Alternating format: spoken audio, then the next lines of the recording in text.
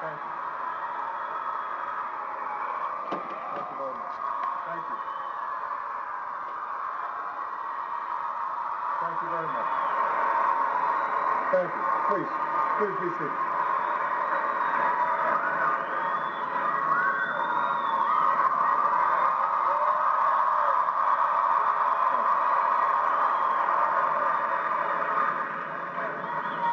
To the families of those we've lost, to all who call them friends, to the students of this university, the public servants who are gathered here, the people of Tucson, and the people of Arizona. I have come here tonight as an American who, like all Americans, kneels to pray with you today and will stand by you tomorrow.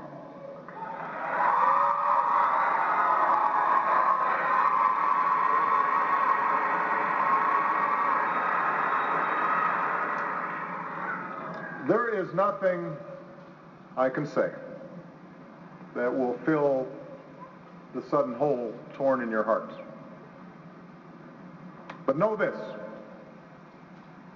the hopes of a nation are here tonight. We mourn with you for the fallen. We join you in your grief.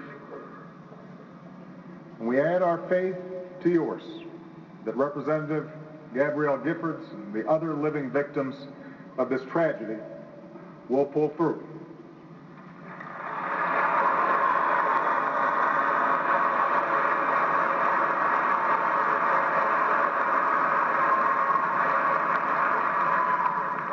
Scripture tells us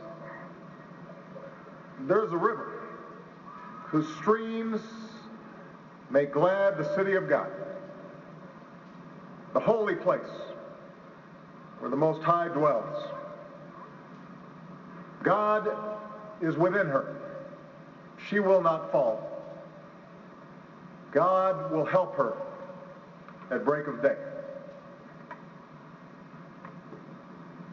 On Saturday morning, Gabby, her staff, and many of her constituents gathered outside the supermarket to exercise their right to peaceful assembly and free speech.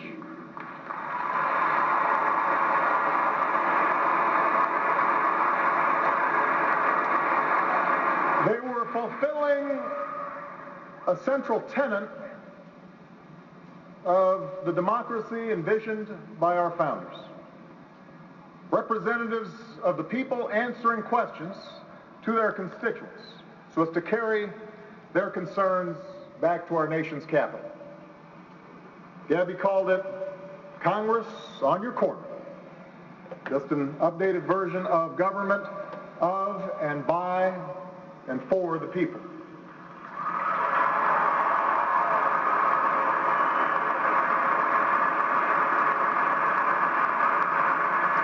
And that quintessentially American scene,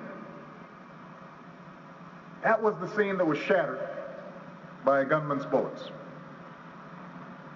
And the 6 people who lost their lives on Saturday, they too represented what is best in us, what is best in America. Judge John Roll served our legal system for nearly 40 years.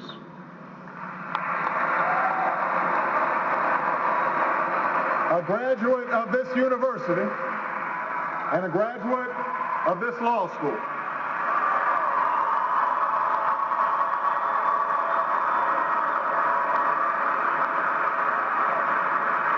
Judge Roll was recommended for the federal bench by John McCain 20 years ago. Appointed by President George H.W. Bush and rose to become Arizona's chief federal judge.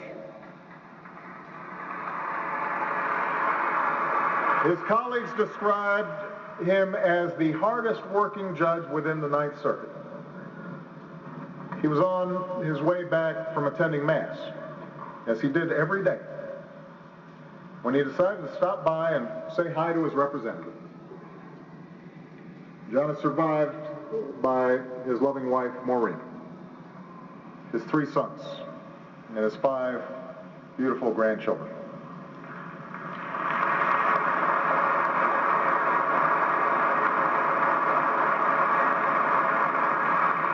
George and Dorothy Morris, Dot, 2 her friends, were high school sweethearts who got married and had 2 daughters. They did everything together, traveling the open road in their RV, enjoying what their friends called a 50-year honeymoon. Saturday morning, they went by the Safeway to hear what their congresswoman had to say. When gunfire rang out, George, a former Marine, instinctively tried to shield his wife.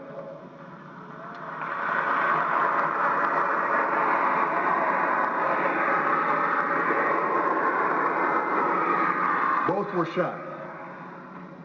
Dot passed away. A New Jersey native, Phyllis Schneck, retired to Tucson to beat the snow.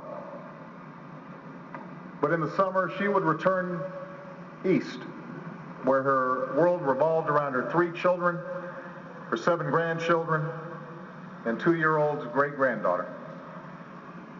A gifted quilter, she'd often work under her favorite tree, or sometimes she'd sew aprons with the logos of the Jets and the Giants to give out at the church where she volunteered. A Republican, she took a liking to Gabby and wanted to get to know her better.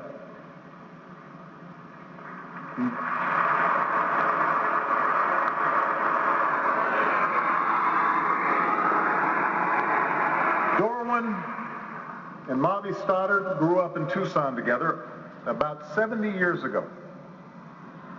They moved apart and started their own respective families.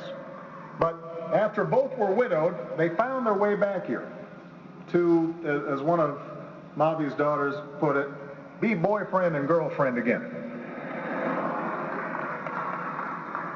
When they weren't out on the road in their motorhome, you could find them just up the road, helping folks in need at the Mountain Avenue Church of Christ. A retired construction worker, Dorwin spent his spare time fixing up the church along with his dog, Tux. His final act of selflessness was to dive on top of his wife, sacrificing his life for hers.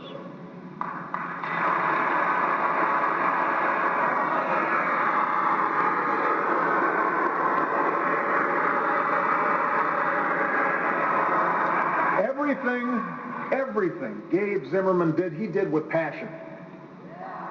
But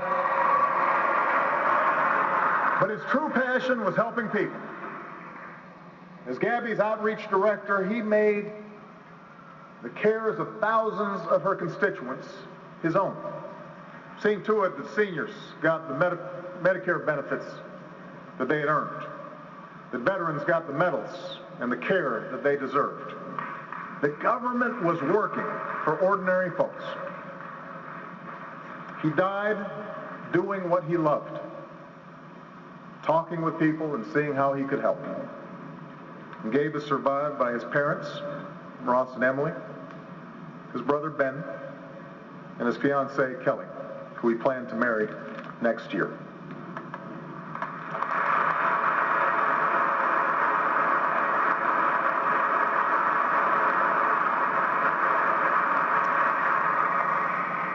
And then there is 9-year-old Christina Taylor Green. Christina was an A student. She was a dancer. She was a gymnast. She was a swimmer. She decided that she wanted to be the first woman to play in the major leagues.